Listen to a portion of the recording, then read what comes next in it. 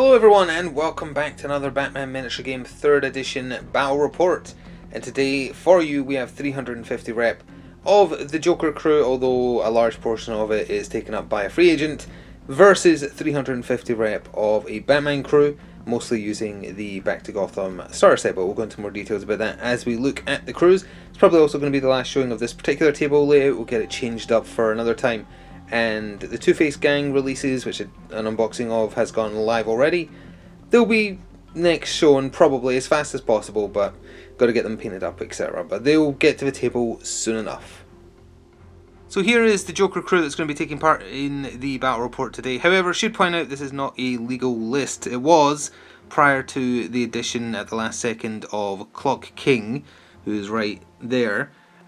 Prior to that, the list just had some more thugs in it, but with Clock King being finished, he's a bit odd, he's a bit memey, he's very similar to Kite Man, he's just silly, so going to forgo the rules for only having one free agent unless you have someone who's charismatic, which we don't. This Joker does not have charismatic, even though you could argue he certainly is.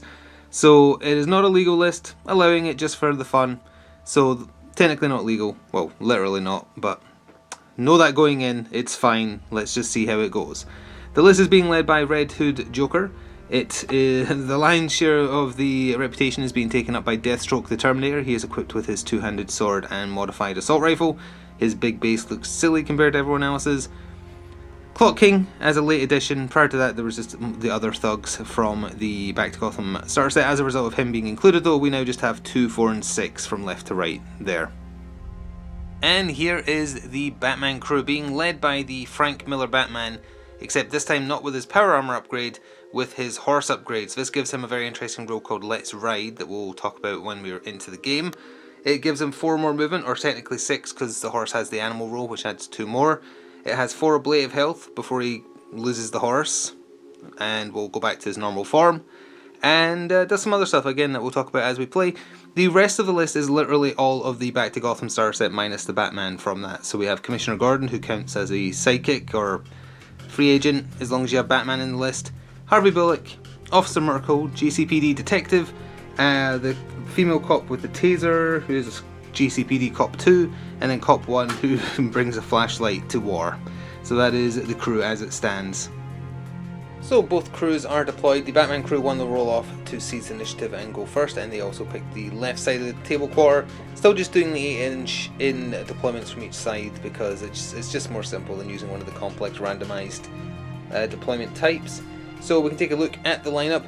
The Joker crew basically deployed in a line, and you can see Audacity where it is, and Clock King is there. They are also playing one objective card as we start. They are playing a Die Hard. You will get in focus Die Hard card eventually. There we go. It's being played on Deathstroke. So as long as Deathstroke lives to the end of the turn, that will score for him. And then over here, no cards being played for the Batman crew, but you can see the detective there, Batman there, Merkel next to him. Those two have Audacity. The Taser Cop has Audacity next to Gordon there. We've got the flashlight guy by himself. And then Bullock all the way over there because he has hidden, so he can deploy basically anywhere. He's next to the phones, eating and drinking, and also has Audacity. So it was Harvey Bullock that got everything started in Battle Round 1, taking first activation. I guess he got an all points bulletin and decided to get off his butt and do something. He moved ever so slightly. It's going to be a little bit hard to see because he's hiding as best he can. He hid round the corner in the alleyway there. He placed down a suspect marker, and as you can probably already tell, it was a turn 1 draw of a snitch card from the objective pile. The overly powerful card for the Batman crew. No one is likely to get within 4 inches of it. Yeah, well, again, it has the same problem as last time. They could technically take the sewer grating onto the roof, but then it depends if you count vertical distance. And although even if you did, that still probably would be out of 4 inches. So either way, there's a good chance that that is going to score, and it is in play now. Joker's crew's first activation was the Thug with the axe, without Audacity but within distance of Joker for his Inspire for a free manipulate, and he did a move forwards, and as you can probably tell, he has placed a suspect marker and it has become a stinky fish. Yes, Batman's crew has their OP snitches, but Joker's crew has many stinky fish to counter those, so that is now in play. If it gets revealed, which is totally possible, it won't score, but it will poison whoever reveals it, and maybe that's part of a larger plan, who knows. The JCPD detective that started next to Batman activated. With Audacity, he moved up to where you can see him to give himself a clear line of fire at the thug who just went. He fired his pistol. Obviously he moved in shot, so lost some dice, but didn't get any hits. Totally whiffed 2s and 1s, so no damage there. So early in the turn, but Deathstroke the Terminator activated with Audacity. He moved forwards up to almost 10 inches. I'm not sure if it was exactly 10, but near enough. He fired his modified assault rifle at the JCPD detective, who thought he was safe, but he was wrong. For his special action, he also activated Good Aim, which the modified assault rifle gives him, and he made use of Assault. So Assault guns are, you can ignore the penalty for moving and shooting, but you take a -1 to your dice rolls instead. Good Aim gives you +1, so essentially they negate each other, and he has red dots so you could reroll one of them. That said, his dice rolls still weren't that fantastic. He could have done double this damage, but instead 2 hits got through for 2 blood each. He did 4 blood in total. The JCPD detective has 1 HP remaining. So being as foolhardy as he is, Frank Miller Batman took the bait and charged in against Deathstroke thanks to the massive extra movement imparted to him on the horse, creating quite a nice little scene here. He also has the Let's Ride roll, which he has used. You pick a model within 8 inches. If it's an enemy unit, you give them enfeeblement, is that what it's called? The one that reduces movement speed by 2. Or if he picks a friendly, he can either give it 2 attack markers or 2 defense markers. He's given the JCPD cop 2 defense markers, so the next time he rolls defense dice he'll get 2 extra, which might keep him alive, assuming it's not ranged damage. We'll see. So anyway, he charged into Deathstroke. This is Frank Miller Batman, so he's not as tough as your regular Batman. He's not 5-5 attack defense, he's 4-4, which isn't great. But he still went in on him. Deathstroke easily defended against the attempt at damaging him and took nothing. The thug with a chainsaw activated and with Audacity moved up to the corner there, you can see, to shelter himself with a little bit of cover just in case, although there's only really a taser that could threaten him at this point. And he did place down a suspect marker, nothing special about it, just a normal suspect marker, and now he's just kind of biding his time back over to the Batman crew. Officer Miracle activated without Audacity, so all he did was move up behind Batman because it looks like Batman's probably going to end up needing some help against Deathstroke, so at least he has 2 armed cops behind him that might be able to help out next turn. Thug 6, which is the big guy with bodyguard, activated, and all he did was move. He would have had, he does have a manipulate, but has not used it because he's too close to a friendly suspect marker. He's just moving up around that way. They're kind of leaving this to happen. Commissioner Gordon activated without Audacity, so all he did was move his 8 inches up into the middle of the street there where you can see him, and did nothing else. So there's not going to be any time shenanigans this turn, but Clock King did activate with Audacity. He moved ever so slightly into the street there, kind of facing down Gordon, did not place anything though, and is just biding his time. GCPD Cop 2 with her taser activated. Taser, it's not point blank range, it's got reach, so it can reach 1 inch away, but that's still not enough to get anywhere close to Clock King. So instead, just used Audacity to move up, flanking Commissioner Gordon there, give him some backup. Didn't place anything, which may be a little bit suspicious, but perhaps that's part of a greater plan. And that does mean that we're over to, I think, just Joker to end off his first turn, and then back over to poor brought a flashlight to a gunfight man over there to end it proper. So Joker did activate with Audacity. He moved up, following his gang into here, and as you can see he has placed a suspect marker and it has become Explosive Teeth with a 4 on it.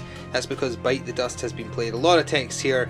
You place a suspect marker, it's actually Explosive Teeth. You roll a d6, it became 4. At the end of every model's activation after the current one, reduce it by 1 and then also move it 1d6 towards whoever activated. When it reaches 0, put the explosive template over it. Any models under it suffer 1 blood, and as long as it scores any damage, the card will score for 2 victory points, and that will carry over into the next round because there's only 1 activation left this turn. So that will carry over. It's not going to score this turn for sure, but it is in play. So poor GCPD Cop 1 with just his flashlight, he moved up 10 inches, right over there behind the smoke coming out of the vent there, did nothing else because he didn't have Audacity and he's nowhere near Batman. He ended his activation there, so the dice went down by 1 and it moved d6 inches, but it only got 1 inch, so it's barely moved at all. It does still score even if it hits Joker's crew though, and that does take us to the end of the turn, so that does mean the snitch marker that Bullock played up there will score. Deathstroke is still alive, so Die Hard will score, and It Doesn't Look Fresh will also score. And let's see if there's any Tier 4 or Phase 4 cards being played. There is no Phase 4 cards being played for either side, so that is just the end of Battle Round 1 proper. We'll go into Battle Round 2, see if there's any cards being played in Phase 1 or Phase 2 of that, plus showing you where Audacity is for that turn, and it will be Joker's Crew getting first activation. So here is the table at the top of turn 2. There are no objective cards being played at the start of this turn for either side, although do remember the Exploding Teeth are still in play. You can see who has Audacity here. It's just Batman and Deathstroke down here. This Thug has Audacity, Joker does, Clock King does, and if we come round, we'll come round all the way around here, you can see Commissioner Gordon, the Taser Cop, they have Audacity, and so does Bullock. But it is Joker's Crew going first. Will it be Deathstroke? Let's see. So Slade was the first one to activate using his Bastard Sword, which is a double blood devastating sword, and he can activate Devastating Blow if he wants to, but there wasn't really much point because he loses his strength die to bat armor anyway. This Batman's only defense 4, which would normally mean he would need 4s to get through to him on his normal dice. Weapon Master makes it 3s because it's +1 to your roll, so more or less it works out at 3s, but he rolled terribly. 2 hits got through, which Batman blocked with his 4 defense dice. No efforts on either side either, so that is a stalemate, and he can't fit past him, so he's just going to stay there, and has also resulted in the timer on the teeth ticking down to 2, and it moved 5 inches towards him, so the teeth just kind of plodded along past them and are now sitting there. What on earth? Where's Batman gone? There's supposed to be a cloud of smoke here, I guess, because Jim Gordon just had a heck of a turn over the other side of the table. He had Audacity, he did a move action, then for his special action he used his once per game bat signal, where an unknocked out / casualty model named Batman is teleported to his position. He's considered eliminated for the turn, but it is a way of getting him away from Slade because that was going to be a fight he would lose. Perhaps sacrificing a detective and Merkel, but you know, bringing Batman over where he can do what he does best, and that's beat up thugs, because he still hasn't had a turn yet. He then also just did an attack action for his tactical, because he hasn't used it yet. He shot the clown here, 1 hit, it got through for 1 blood, 1 stun, which isn't much, but it was enough to trigger They Won't See Me Coming. Inflict damage on an enemy model that did not have line of sight to you. From where he was back there, this clown could not draw line of sight because he's too far around the corner. So it met the criteria, that's 1 victory point scored. And it does also mean the teeth moved, well, it was technically 2 on the dot, which would have put him right on top of here, which is too hard to balance. That's where it will measure from for the final move, but just plopped it right there. So who activates next for Joker's Crew is very important, because they're going to dictate which way the Exploding Teeth go. Alright, it was a busy turn next with a lot to cover. It was Clock King who took the bullet, as it were, for Joker's Crew. With Audacity, he did a move. He ignored Batman and Commissioner Gordon, moved amongst them, hoping that the marker would eventually move over to them. He placed a suspect marker, which did become a Stinky Fish, so that is now in play, and will score if no one reveals it, but obviously it's primed to be revealed, almost as if you want somebody to get poisoned when they reveal it, or something. So that was done, and that also triggered his time manipulation rule, where when he places a suspect marker, he picks an enemy on the opposing team. He has picked Bullock.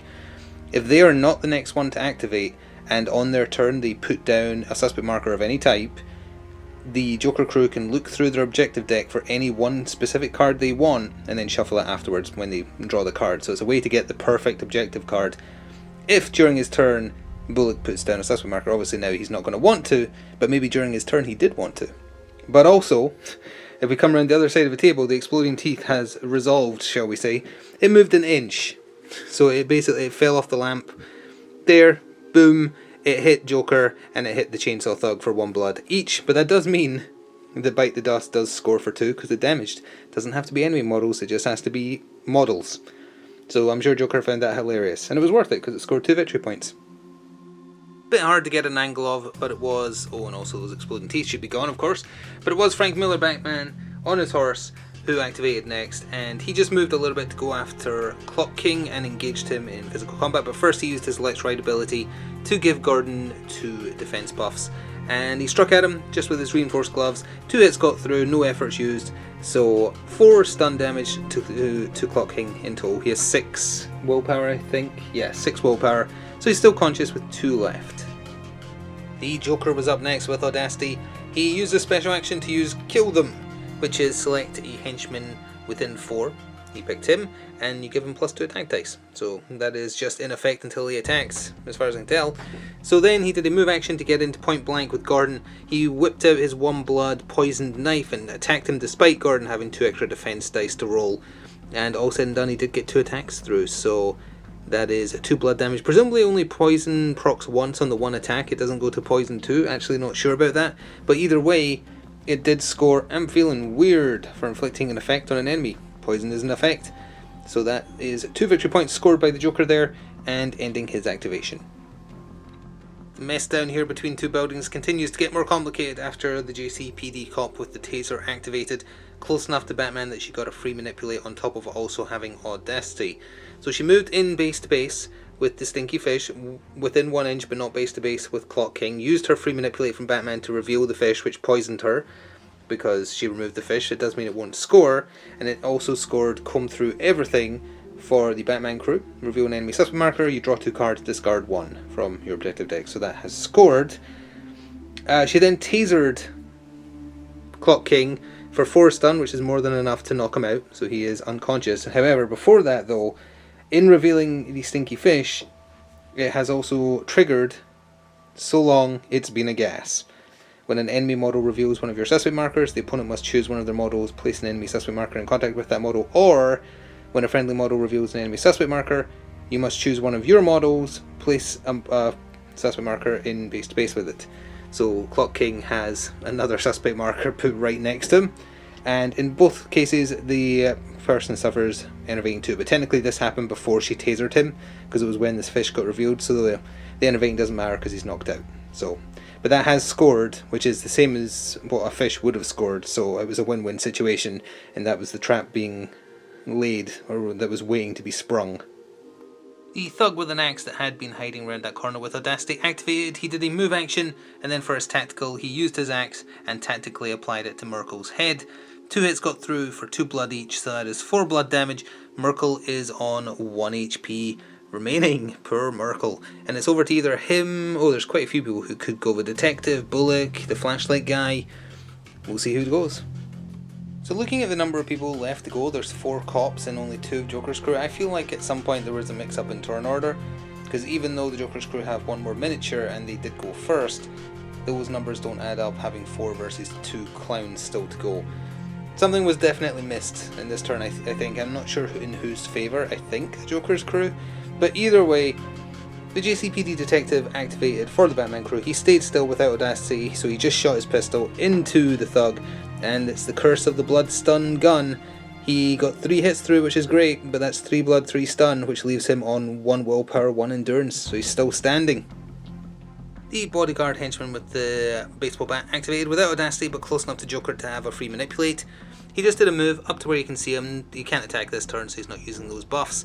He did put down a suspect marker though, within 4 inches of Gordon, but without, just outside of 4 of the other friendly suspect marker, which in turn scored Let Them In on the Joke. 1 model with the Trickster trait. He doesn't normally have the Trickster trait, but Joker via Chaos Agent gives all his henchmen Trickster. Plays a suspect marker within 4 of an enemy model. When this happens, both players must discard a card at random. Done. Everybody's favourite cop, Officer Merkel, activated. He didn't have audacity, so he couldn't pull back and fire in close combat, so he opted instead to just punch the thug upside the head with his fist, or the butt of his shotgun, I guess. He did so, only the strength I got through for 1 stun, because he doesn't have reinforced gloves or anything like that, but that is more than enough. So this thug is knocked out, and he'll have a consciousness check at the end of the turn. So for Joker's crew now, it is over to the chainsaw thug. He's the only one who hasn't gone, and then it's 2 more, I was going to say 2 more cops. Bullock is a cop, he's a detective, but he's a cop. Or the flashlight cop to go for Batman's crew. So the chainsaw thug decided to change tack and run away, but he was within 8 of Joker, so he had a free manipulate. He ran around the corner here with Deathstroke, and he placed a suspect marker. Nothing scored, but the suspect marker is down. So now it's over to Bullock and that other cop. So for Bullock's activation, he put down a suspect marker, and it was a snitch. So it's just going to score because there's no enemies that can possibly get close enough to it, so it has scored, but he did put down a suspect marker. So time manipulation or time control, whichever attack it was, from Clock King has come to pass. So Joker's crew gets to look through their objective deck for any objective card they want, and then they shuffle the deck afterwards as well. And that's it. There's just This cop here, who is without audacity and not close enough to Batman to do anything, we'll just say he moved there. He's just going to move into the street, there's nothing else he can do. So let's see what's happening in the end of the round. So at the end of Battle Round 2, there is no objective cards being played in the final phase by either side. It will be Batman's crew going first in the penultimate battle round. But we do have things to cover. Everybody with stun damage that's conscious has had one stun removed and healed. The thug down here has woken up, amazingly. He rolled under 4, or 4 or under. And so did Clock King. So they're both conscious, but they're both knocked down. And Gordon managed to fight off his poison, so no damage there. However, the Taser Cop did not, so she has taken 1 blood from the poison there. So with that, we'll jump into the first phase of Battle Round 3, see if any cards are being played there. So here's how the board is looking at the top of the penultimate turn. You can see who has audacity as we do a little flyover here. Again, it is the Batman's crew that is going first. There is, however, no objective cards being played in phase 1 or phase 2 by either side. That'll probably change a lot once like the Two-Face crew is done, because I think they have a lot of cards that play at like the start of a turn and then you have till the end of the turn to stop them. So Officer Miracle got things started. He stayed in base to base with audacity. He did a tactical action of just punching the thug on the floor. He just needed to do 1 stun again, which he did, which re-knocked him out, and then he used his special action to initiate an arrest for simply arrest a miniature for a massive 3 victory points. So that's on the scoreboard, and then he is going to do a movement action. Forgot to do that part. He's just going to move back a little bit so Deathstroke can't get to him as easy. He'll just move back like roughly here-ish, which we'll see in the next clip.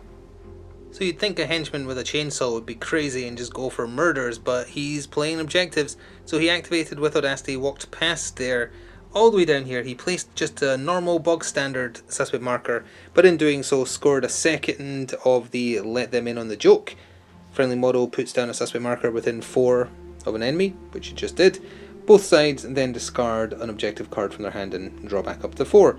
So that's 2 more victory points. It's a high scoring game for both sides.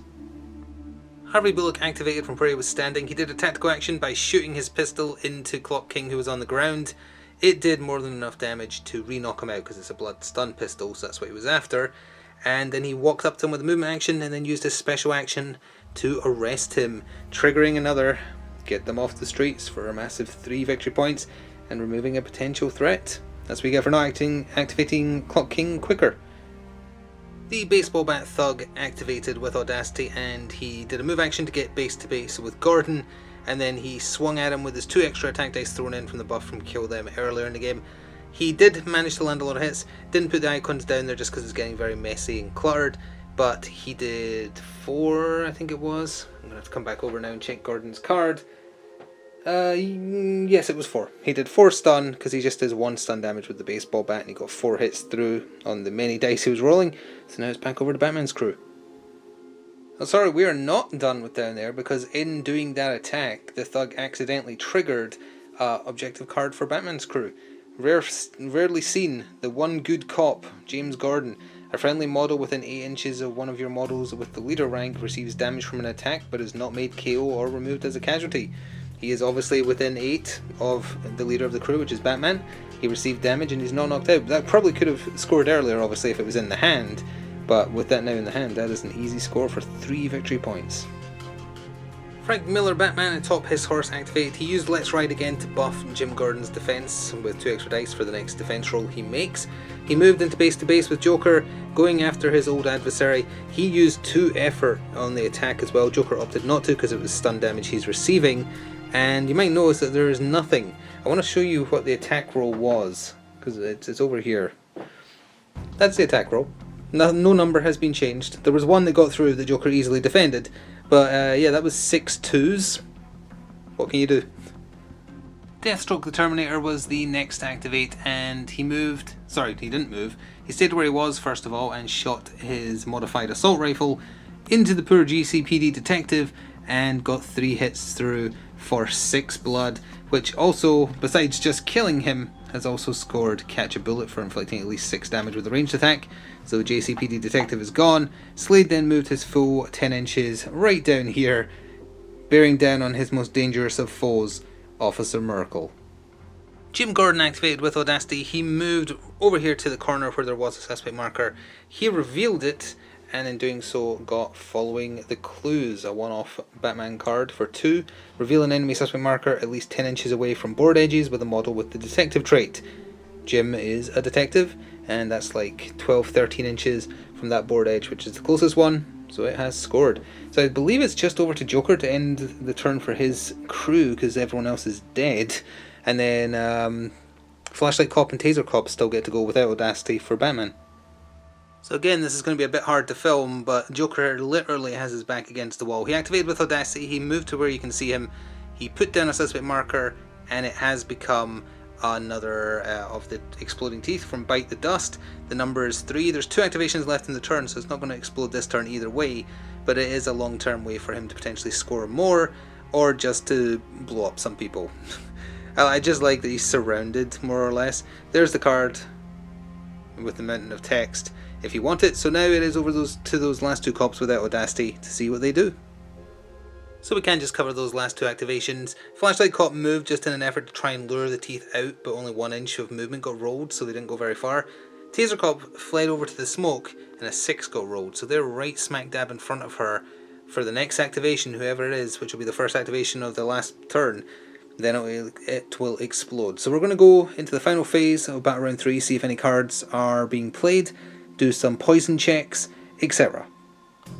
No end of turn cards being played for each side, but again the teeth are obviously still into effect into the final turn, and it will be Joker's crew getting the first activation of the final turn, and also Taser Cop and Jim still poisoned, obviously, because poison doesn't go away. They did not manage to fight off the effects, and both took 1 blood damage. So with that, let's see if there's anything being played in phase 1 of the final turn. So as we get the final battle round started, the ideal card is being played by Joker's crew in phase 1 of the turn. Let's Dance, a friendly model with the leader, psychic or free agent rank, suffers damage from an enemy action during this round. So that means if anyone wants to hit Deathstroke or Joker, they'll make him score 2 points. It's in effect for the turn, so that is there. And you can see all of Joker's crew has Audacity because there's only 4 of them left. Gordon has it, Batman has it, Bullock has it, and Merkel has it. Oh, that's ambitious. For the Batman crew. So let's get the final turn started. So Joker took his final turn of the game, and as expected, it was quite chaotic. So he had Audacity, so he used his special action to do Detonate, which is Red Hood Joker's kind of one of his special roles. You pick a friendly suspect marker with an 8 and explodinate it. He did the one that Bullock was standing on, so it just does 1 blood, 1 stun and gets removed. Case in point. He then moved over to where you can see him, and he put down a suspect marker, which, as you can see, hopefully, it has become the final Stinky Fish. So again, it's whether or not you want to get poisoned, although poison isn't fairly irrelevant. But perhaps this is just another lure to trigger a different card. That is now in effect till the end of the game. Then the teeth moved exactly 2 inches, put it perfectly between these 2. It exploded. 1 blood, 1 stun. 1 blood, 1 blood to the Taser Cop and Bullock. And that in turn meant that the Bite the Dust did score. Jim Gordon activated and he shot his pistol at Joker, got 2 hits through for 2 blood, 2 stun. He then did a move action to get next to the Stinky Fish, and then using the free manipulate from being near actually, now that I think about it, isn't the free manipulate only for henchmen? And he is not a henchman. Oh, I think that is the case, which means that wouldn't have been possible, which means it would have had to have been Bullock who did the rest of his turn. You know what, I don't think it's going to change anything. We can just say that Bullock did the rest of this in his turn, because he's not going to get taken out in 1 turn by the thug over there. It's literally impossible, because the most he can do is 4. So yeah, my mistake, but I will explain what happened anyway, and we'll just say Bullock has used his turn and done it, because it's not going to change anything in terms of what's scored, because both sides are benefiting from this. In revealing the Stinky Fish, Gordon's poison got 1 worse, but there's no poison damage because there's no 5th turn. It also scored Comb Through Everything just for revealing an enemy suspect marker, but in turn the counter card got played because the Stinky Fish was removed, etc. 1 suspect marker was placed. It was put here next to Merkel, and that scores anyway, which is exactly the same value. So either way, the same number of victory points are scored, but yeah, I'm pretty sure it's only henchmen that get that free manipulate. So Deathstroke activated more out of spite than anything else. He went after Merkel, and yeah, he did well, Merkel, but once again, you don't live through a single battle report. No objective cards played, just 1 dead Merkel.